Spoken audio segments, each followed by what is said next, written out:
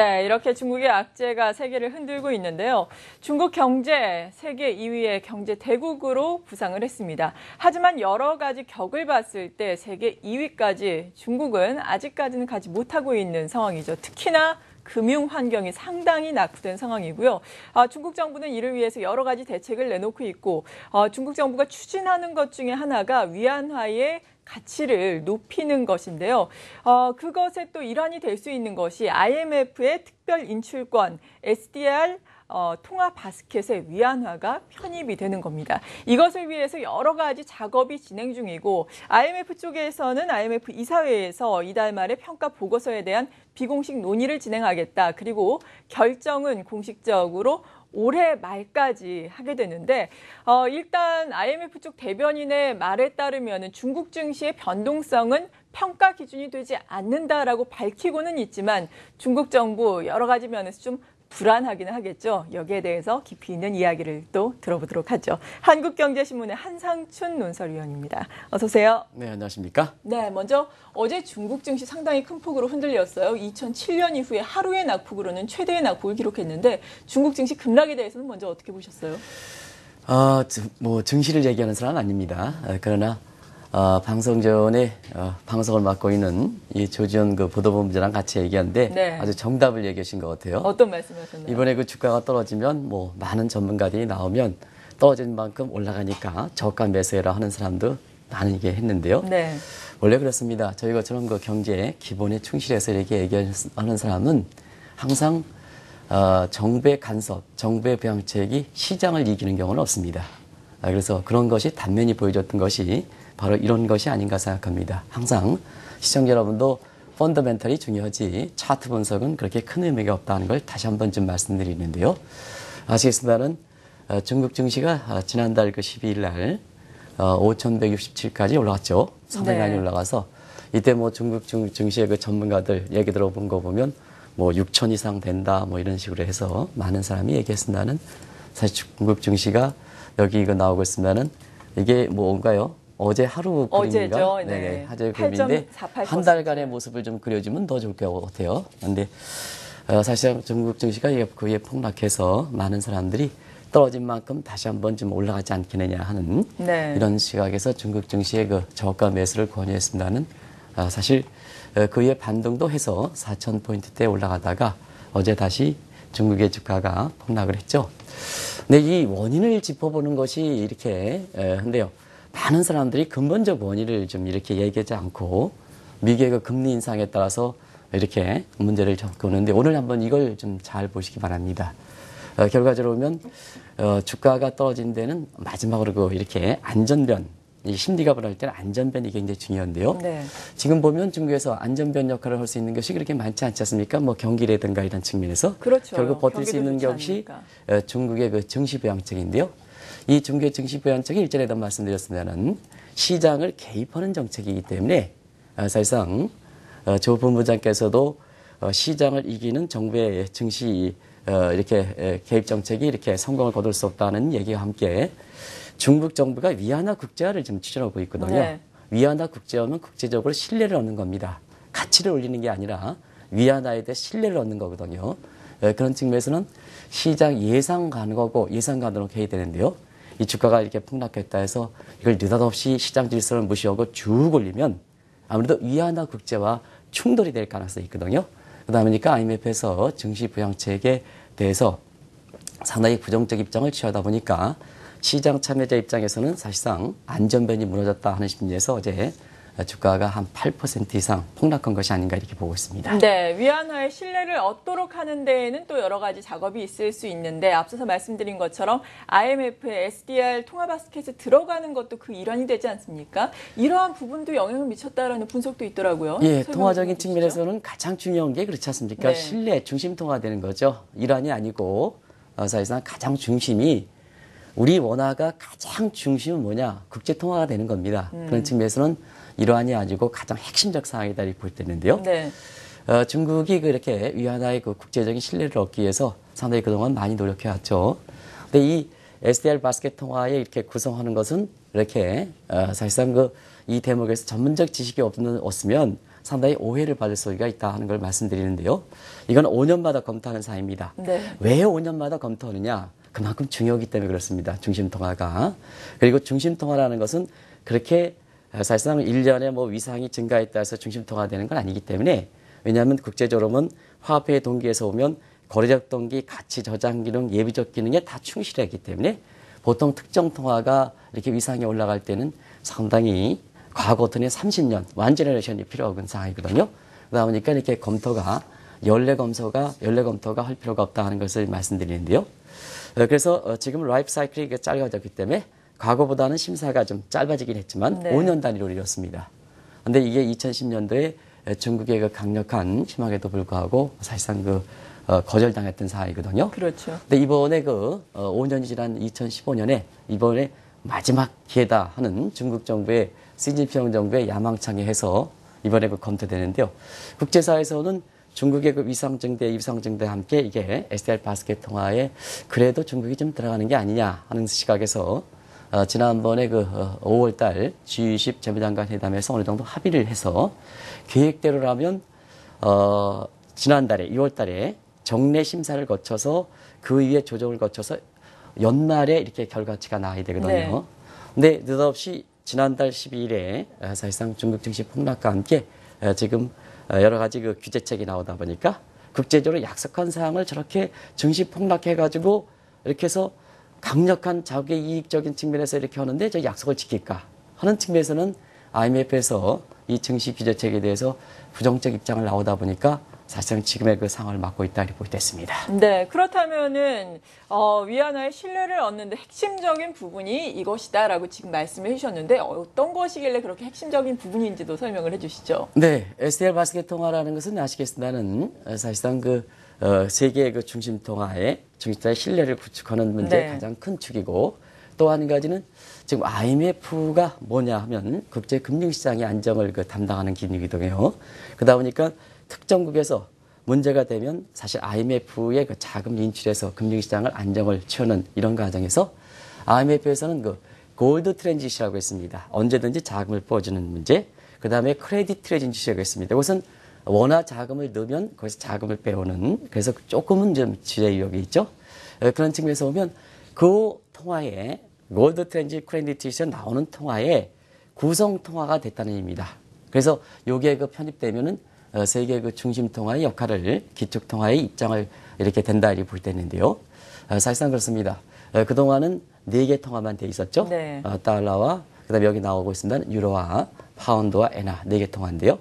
이번에 중국이 이렇게 편입되면 SDR 바스켓 통화의 세계 5대 통화로서 중국이 이렇게 들어가다 보니까 결국 국제화라든가 통화로서 세계 중심 통화의 어떤 위상을 하는 것만큼 중요한 게 어디 있습니까? 그런 측면에 시진핑 정부가 야심차게 위안화 국제화 과정에서 궁극적으로는 이 문제가 굉장히 중요한 목표거든요. 네. 그래서 SDR 구성 바스켓 통화는 중심 통화의 입장, 그 다음에 경제적인 측면에서 대외적인 위상을 확인시켜주는 이런 주명이기 때문에 이렇게 중국 정부의 갈등이 상당히 심하다 이렇게 보겠습니다. 네, 그렇다면 SDR 통화 바스켓에 편입이 된다면 위안화가 확실히 국제화가 되는 것이고 앞서 말씀드린 중국의 G2로서의 영향이 훨씬 더 커지게 되는 건가요? 어떤 건가요? 네, SDR 바스켓 통화는 시발점입니다. 네. 항상 이제 통화라는 것은 거기에 돼 있으면 이제 중심 통화로서 이렇게 기축 통화로서 이렇게 얼굴을 디미는 거거든요. 그러면 이것이 실질적으로 중심 통화가 되느냐 하면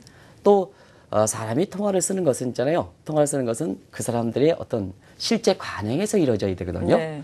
우리가 이제 보면 이 문제에 대해서 이렇게 정확한 지식을 갖고 있지 않은 사람들은 SDR 바스켓 통화에 들어가면 마치 중심 통화가 되는 것처럼 생각하는데요. 그건 아니다. 네. 1999년 유로화가 도입됐을 때 한번 보시기 바랍니다. 1990년 유로가 출범됐을 때 유로화가 출범됐지만 실제 유럽 국민들 사이에 통용되기까지는 2001년도에 유럽에 사실 국민들이 통용됐던 상황이거든요.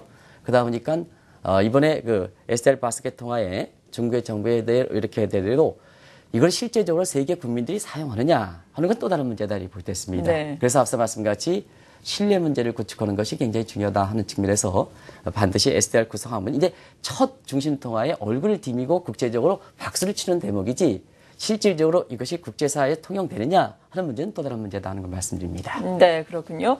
그리고 앞서 말씀드린 것처럼 중국이 경제 규모라든지 사실 증권시장 규모 면에서는 세계적인 수준인데 아직까지는 지금 뭐 통화 가치도 그렇고 국제적인 위상을 갖추지는 못하고 있잖아요. 이 경제 상황에 대해서도 설명을 좀 해주시죠. 네, 항상 그렇습니다. 뭐든지 이렇게 경제적 측면에서는 사람의 몸체와 지능이 있는 것과 마찬가지로 한 나라 경제에도 하드웨어 측면과 소프트웨어 측면이 있습니다.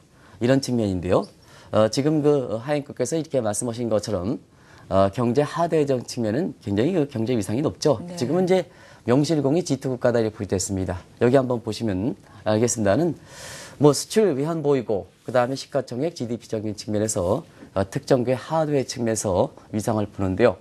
굳이 말씀드리지 않더라도 중국은 지금 미국을 지칠 정도로 하드웨어 측면에서는 굉장히 경제 위상이다 이렇게 부르됐습니다. 자, 한번 보겠습니다. 수출은 3년 전에 독일을 제쳤죠. 그래서 1위. 외환보유고도 뭐 압도적으로 1위. 해서 지난해 말 같은 경우는 4조 달러 육박하는 상태에서 지금은 이제 많이 줄어들었습니다. 중국이 지금 이제 수출이라든가 이런 무역 수지 규모가 상당히 줄어드는 상황에서 중국 사람들이 지금 해외에 많이 투자하는 상황이거든요. 그러다 보니까 외환보유가 줄긴 했습니다는 여전히 세계 1위의 그 외환보유 지위를 갖고 있다 이렇게 볼 때 있고요. 또 한 가지는 중개시가총액입니다. 왜 지금 중국 증시 폭락과 함께 세계적으로 이렇게 문제가 되냐 하면 그만큼 중국 증시의 위상이 어떤 발전 단계, 소프트웨어 측면에서 이렇게 위상은 찾아가지 못하지만 시가총액 측면, 하드웨어 측면의 증시의 그 시가총액 측면은 작년 12월 중순에 일본을 제치고 세계 2위적인 측면이거든요.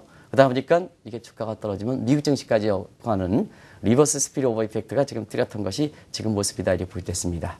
그리고 구매력 기준으로 이렇게 보면 대부분 다 연초까지 사실 미국을 제칠 것이다 이렇게 보고 있거든요. 문제는 왜 이렇게 하드웨어 측면에서 사람이 그렇지 않습니까? 몸체가 이렇게 튼튼하면 여기에 따라서 지능이 개발되면 그 국가에 대한 어떤 신뢰가 높은데요. 지금은 금융이라든가 이런 서비스적인 측면에서는 아주 그 뒤떨어지기 때문에 지금처럼 경제 위상 자체가 높은데도 불구하고 이것이 경제라든가 증시에 어떤 안전책으로서 신뢰를 주지 못하는 상황. 그러다 보니까 하루에도 세계에서 2위 정도의 경제 규모를 갖고 있는 것이 8% 이상 폭락되는 이런 상황이 바로 하드웨어 측면과 소프트웨어 측면의 불균형 상태에서 나오는 문제다 이렇게 보겠습니다. 네. 하지만 결과적으로는 뭐 장기적으로 보자면 중국 정부의 이러한 노력에 힘입어서 중국 정부의 위상도 또 점차 높아질 수밖에 없는 상황인데 이것을 또 미국이 경계하지 않겠습니까? 네, 아무래도 그렇지 않습니까? 이렇게 위상을 자연 스스로 가져가느냐. 이건 시간이 걸린다. 또 시진핑 정부가 갖고 있는 야심이 굉장히 크다 하는 측면에서 보면 중국 나름대로 독자적인 길을 가는 거죠. 그런 측면에서 위안화의 위상을 찾기 위해서 SDR 발색 통화에 구성하려기 위해서 탈달러하는 문제 이런 문제가 가져가는 측면이 있고요. 그다음에 그 중국이 그 주도가 돼서 지금 국제적으로 보면 미국 중심 체제에 중국 중심 체제를 이렇게 개편하는 이런 움직임이 지금 되고 있죠. 그래서 일전에 한번 말씀드렸습니다는 미국 중심의 IMF 체제에 대해서 지금 여러 가지 그 질문이 헷갈리게 나오니까 지금 이제 아마 이렇게 CG 하는 사람들도 이 질문대로 이렇게 다지 않은 것 같아요. 지금 보면 지금 표가 있는 쪽을 한번 보겠습니다. 네, 말씀을 계속해서 해주시죠. 이제 질문대로 좀 질문제로 이렇게 해서 같이 해야지 이 질문대로 하지 않으면 이런 문제가 발생합니다. 그러다 보니까 이 국제금융 기표 개편 문제 보면 사실상 그렇지 않습니까? 미국 중심의 IMF라든가 월드뱅크라든가 ADB 이런 체제에 대해서 중국 중심의 CR이라든가 NDB라든가 AIB 이렇게 지금 이렇게 입장을 가져가는 측면인데요. 왜냐하면 가장 자연스러운 모습은 국제 하드웨어적인 측면에 하드웨어 측면에서 이렇게 자연스럽게 가져가는 측면이 지금의 입장에서 보면 너무 그 시진핑 정부의 야막에 비해서는 시간이 많이 걸릴 것이다 이렇게 봐서 지금 한편에서는 미국 중심의 체제에 편입되는 문제가 함께 다른 측면에서는 중국 중심으로 위상을 찾아가는 모습이 지금 말씀 대로 3x2 매트릭스 조직 그래서 소위 AIB 문제라든가 NDB 문제라든가 그 다음에 사실 CRA에서 중국판 IMF 체제로 가져가는 이런 체제로 좀 되고 있다 이렇게 보겠습니다. 그러다 보니까 자연스럽게 사실상 미국과 중국 간의 갈등이 있는 문제죠. 그래서 미국과 중국 간의 갈등 문제는 뭐 잘 아시겠습니다는 지금 많이 나타나고 있죠. 그래서 이번에도 중국이 중국의 그 증시 부양책에 대해서 미국이 브레이크를 거고 또 IMF가 부정적 입장을 취하는 데 있어서도 사실상 그렇습니다. 이 IMF의 쿼터를 본다면 미국의 최대 지분을 갖고 있는 상태거든요. 그러다 보니까 IMF의 의견은 결과적으로 미국이 사실상 입장이 아니냐. 결과적으로 보면 중국의 그 위상이 올라가는 부분에 대해서 미국에 견제하는 측면에서 이번에 중국 증시 부양책에 대해서 IMF 부정적 입장을 나온 것도 아니냐 하는 측면이 바로 미국과 중국 간의 양대의 질서적인 측면에서 이렇게 갈등을 빚는 상태에서 나오는 이런 얘기다. 그런 것이 지금의 증시 부양책에 대해서 이게 쉽게 미국에 견제가 된다면 앞으로 추가적으로 이렇게 증시 부양책 나오기에는 중국 쪽으로서 부담이 되지 않겠느냐 하는 측면이 어제 비교적 주가를 큰 폭으로 떨어졌던 요인이다 이렇게 보게 됐습니다. 네, 그렇다면 앞으로 정말 IMF의 의견에 따라서 중국 증시가 추가 부양책을 내는데 좀 더 깊은 고민을 하게 될지 궁금한데요. 앞으로는 어떻게 진행이 될까요? 네, 앞으로는 그렇습니다. 결국 지금 중국의 시진핑 정부가 갖고 있는 위안화 국제화하는 이 문제와 지금 내부적으로 이렇게 갖고 있는 중국의 증시 폭락이라든가 경기 어려운 문제라든가 이런 것이 어떻게 조화점을 찾아가느냐 하는 이 대목이 굉장히 향후의 그 중국 경제라든가 중국의 대외 성장의 측면에서 굉장히 중요한 게 아닌가 하는 이런 생각이 드는데요. 지금 보면 시진핑 정부가 지금 그 출범 이후에는 위안화 국제화를 제1의 그 중심 과제로 이렇게 추진하는 이런 상황입니다. 네. 그렇기 때문에 지금 이 위안화 국제화 과제 문제에 있어서는 가장 중요한 게 중국의 증시라든가 경기라든가 이런 것이 받쳐주지 않으면 위안화 국제화도 이렇게 추진될 수 있는 이러한 상황은 아니다 이렇게 보이거든요. 근데 시기가 지금 어렵다는 얘기입니다. 지금 보면 시청자 여러분 제가 질문 한번 해드리겠습니다. 오늘 질문이 완전히 흐트러져 가지고 지금 개인적으로 제가 개인적인 강의를 해드리겠습니다. 지금 중국이 신흥국 같은 경우에는 증시와 부동산이 있을 때 부동산이 더 발전됐다는 것은 아실 겁니다. 근데 중국 정부가 지금 가장 고민하는 사항은 주가 폭락이 부동산 폭락으로 연결되는 걸 가장 고민하거든요. 만약에 지금 증시의 폭락 문제가 부동산의 폭락 문제로 연결될 때는 한 가정, 하우스홀드 입장에서는 웨이지 인컴, 그다음 임금 문제가 있고 그다음에 주가라든가 부동산 문제에서 에셋 인컴 부분이 있거든요. 그러면 시청자 여러분, 웨이지 인컴과 에셋 인컴은 어떤 차이가 있느냐 하면 임금은 애틋한 소득입니다. 그래서 Y분의 SE, 소비성이 낮습니다.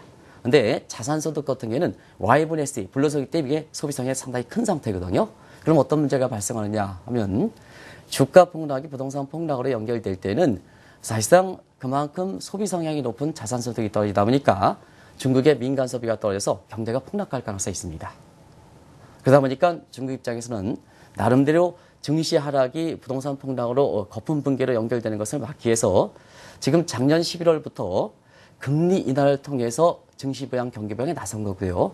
금리 인하가 이게 먹히지 않다 보니까 지금까지 4차례에서 추진했지 않습니까? 먹히지 않다 보니까 돈을 푸는 이달부터 돈을 푸는 문제로 갔던 문제거든요. 만약에 이것이 이렇게 연결되지 않을 때는 사실상 그렇습니다. 중국의 경착륙 문제, 중지국 함정 문제, 중국 입장에서도 최근에 나오는 여러 가지 일본화 문제 이런 것이 나올 수 있는 소지가 있거든요. 결과적으로는 이 조화점을 어떻게 할 것이냐 하는 측면을 한번 잘 보시기 바랍니다.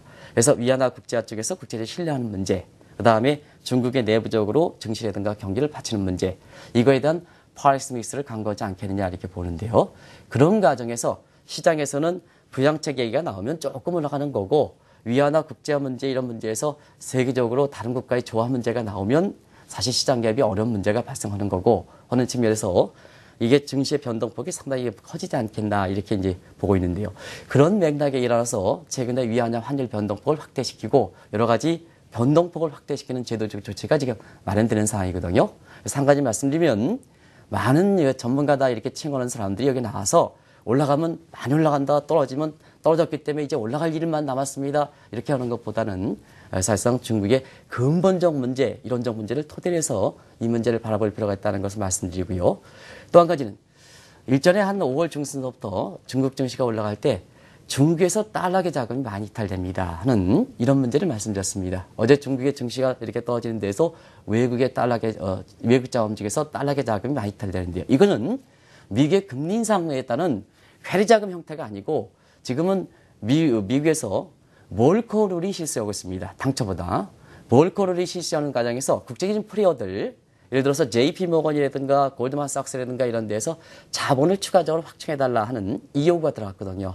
그러다 보니까 지금까지 갖고 있는 자본금 대비해서 지금 볼콜에서 새롭게 이렇게 요구하는 그 적정선보다 지금 자금이 부족한 상태입니다. 일종의 2008년도에 자산 가격이 떨어지는 상태에서 정부가 요구하는 법정 상태보다 자본의 부족금이 떨어진 상태에서 마진콜이 발생하고 이 마진콜이 발생하는 상태에서 사실 잘 나갈 거는 중국과 한국에서 딜레버지가 해서 자본을 하다 보니까 위기가 발생했던 미국보다도 오히려 중국이라든가 한국이 더 떨어지는 이런 상황과 비슷한 것 각도다리 볼 때 있는데요.